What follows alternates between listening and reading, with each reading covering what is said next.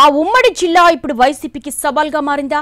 ఈసారి అక్కడ ఒక్క సీటు తగ్గినా జిల్లాలో పార్టీ బలం తగ్గిపోతుందని భావించాలా? 2004 నుంచి బలహీనపడ్డ టీడీపీ ఇప్పుడు అక్కడ పుంజుకుందా? సైకిల్ పార్టీ ఒక్క సీటు గెలిచినా పుంజుకున్నట్టే అని భావించాలా? ఇంతకీ ఏదా జిల్లా? అక్కడి లెక్కలు ఎందుకంత సంక్లిష్టంగా ఉన్నాయి? ఏపీ పాలిటిక్స్ లో ఉమ్మడి కర్నూలు జిల్లాది డిఫరెంట్ స్టైల్.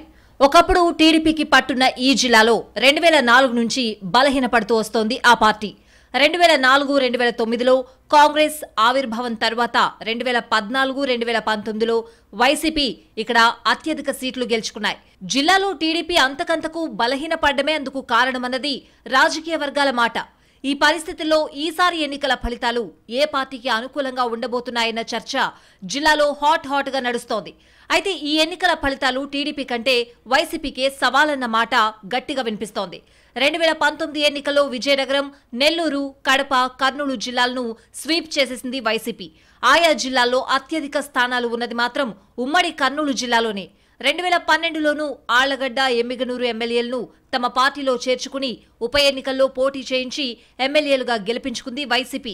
ఇక 2014లో మొత్తం 14 సీట్లకు గాను 11 మంది ఎమ్మెల్యేలు వైసీపీ నుంచి గెలుపొందారు. 2 పార్లమెంట్ సీట్లు ఆ పార్టీ ఖాతాలో పడిపోయాయి. టీడీపీ కేవలం 3 ఎమ్మెల్యే స్థానాలతో సరిపెట్టుకోవాల్సి వచ్చింది. 2019 ఎన్నికల్లో మొత్తం 14 అసెంబ్లీ, 2 పార్లమెంట్ సీట్లు వైసీపీ కైవసమయ్యాయి. దీంతో ఈసారి కూడా వైసీపీ జిల్లాను స్వీప్ చేస్తుందా లేదా అన్నది ఆసక్తికరమైన అంశంగా మారింది. ఒకవేళ అలా చేయలేకుంటే ఎంత తగ్గితే అంత ఆ పార్టీకి నష్టంగానే భావించాల్సి ఉంటుందని, 2 పార్టీల మధ్య గ్యాప్ తగ్గితే దాన్ని వైసీపీకి నెగిటివ్గా భావించే ప్రమాదముందని మాట్లాడుకుంటున్నాయి రాజకీయ వర్గాలు.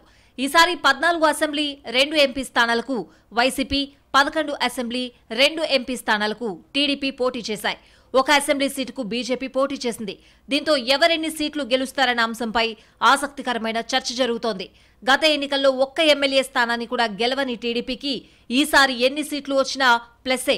కానీ వైసీపీ పరిస్థితి మాత్రం అలా కాదు. 1 సీటు తగ్గిన లెక్కలోకే వెళ్తుంది. అదే ఇప్పుడు అసలు సమస్య అంటున్నాయట పార్టీ వర్గాలు. పోలింగ్ కేంద్రాల వద్ద రద్దీ, పెరిగిన పోలింగ్ శాతం పాజిటివ్ ఓటుకు సంకేతమని వైసీపీ భావిస్తూ ఉండగా ప్రభుత్వ వ్యతిరేకత క్యూలో కనిపించిందని, జిల్లాలో ఆధిపత్యం కనబరుస్తామని అంటోందట టీడీపీ. మరి వైసీపీ పట్టు బిగిస్తుందా లేక టీడీపీ సాధిస్తుందా అని ఆసక్తిగా చూస్తున్నారు రాజకీయ పరిశీలకులు.